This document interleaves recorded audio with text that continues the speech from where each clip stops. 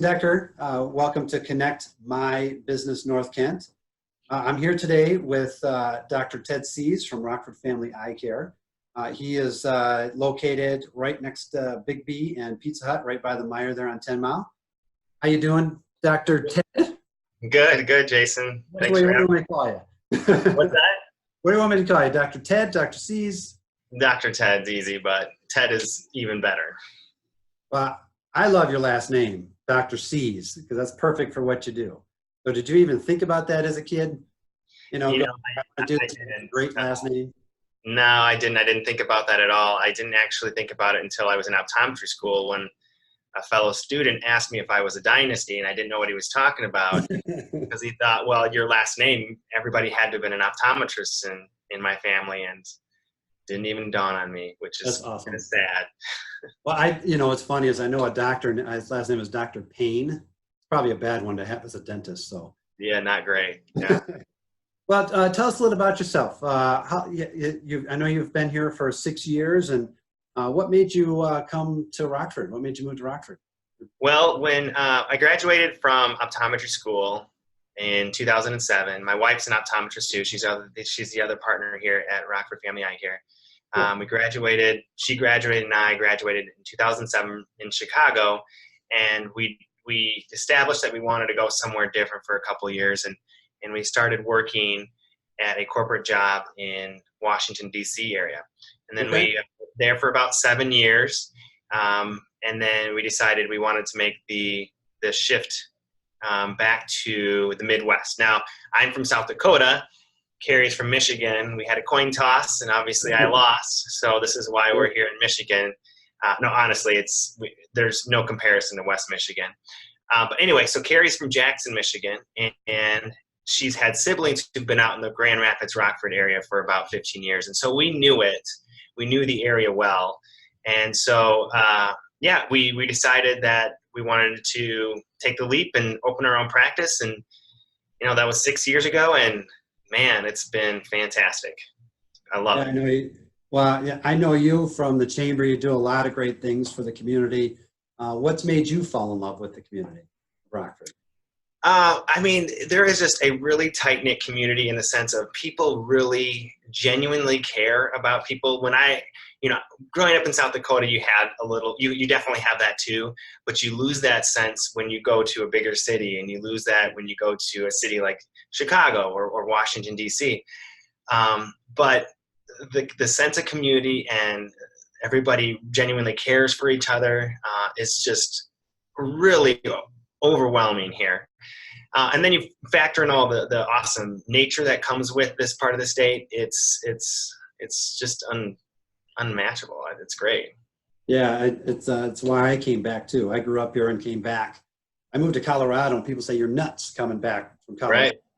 Like, you know what? You can't beat this area. You can't beat the families and the people that you meet and the businesses that go along with that too. Yeah. So you have, I know you said you're married. Do you have any kids? 2 kids. Penelope, she is 7, and then my son Oliver is 5. 5, cool. And so Oliver start kindergarten? Well, he is actually in begindergarten. That's the term, I guess. It's new to me too. But begindergarten is where he's at. What school do they go to? He goes to St. Peter's in Rockford. Okay. Fantastic program. And then Penelope goes to Sparta. She's a first grader at Sparta. Cool. Great. All right. So during this time when you're going through, did you meet your wife at optometry school? Yep. We met in 2003. That's when we both enrolled, and we met at optometry school. Yep. Cool. And so here's some questions that I like to throw out there. So best piece of advice you were ever given in your life? Ooh, best piece of advice ever given. Well, so I grew up on a large farm, and I had 12 brothers and sisters. So I have a large family, large farm.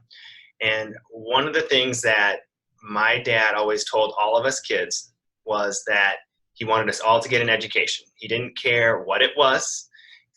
Didn't care what it was as long as you got an education. Now, he was always, I think, in the back of his mind wanting all of his kids, or at least one of the kids, to take over the farm at some point.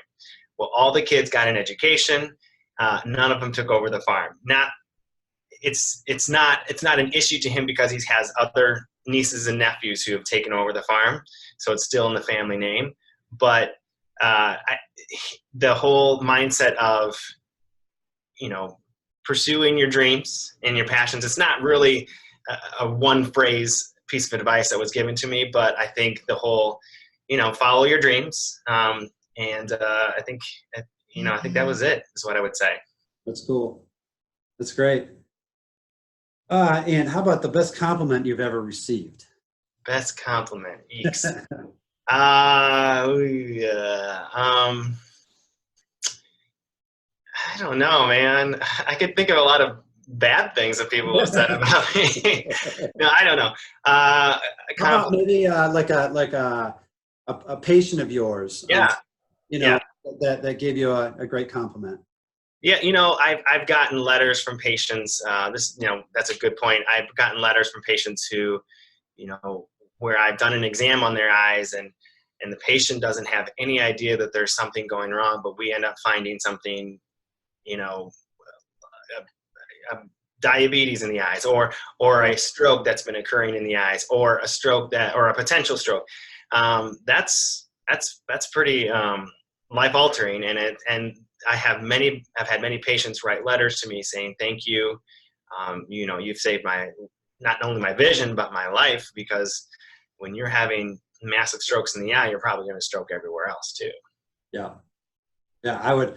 You know, you do important work, man. Because I've got glasses. I wear contacts, but I have glasses, and not knowing that I had an issue. You know, I remember in high school I'd always get these massive headaches, and didn't know that it was a vision related. You know, I actually had a tooth removed because I thought it was a sinus thing. You know, I could have done so many different altering things instead of actually getting down to what the actual problem was. And I thought I had good vision until it changed my life. The headaches went away, and that's just something small. I couldn't imagine like what you're just talking about. Yeah, no, I've had some great experiences, and it's been awesome to be able to do that sort of work to help people out. I mean, I get to do that every day with putting on a new pair of glasses like yourself, to relieve headaches, or to, you know, kids don't know what they don't know. Kids don't know what they don't see. And so when you can literally open their eyes to, you know, a much clearer, you know, lifestyle, whether that be education, whether that be just normal day-to-day lifestyle, it's pretty awesome. So it's a very fulfilling career. Yeah. Well, what's interesting is I didn't have it throughout high school, and I was a baseball player. All right, baseball player. You need good vision, right? Yeah. And I was decent without being able to see, and then when I actually played a little bit in college too, and then when I got the glasses and the contacts, I was actually be able to see the rotation of the ball, and can't imagine. And now I actually play now at age 42, and I can hit the ball better now than I did when I was 18 because I can actually see.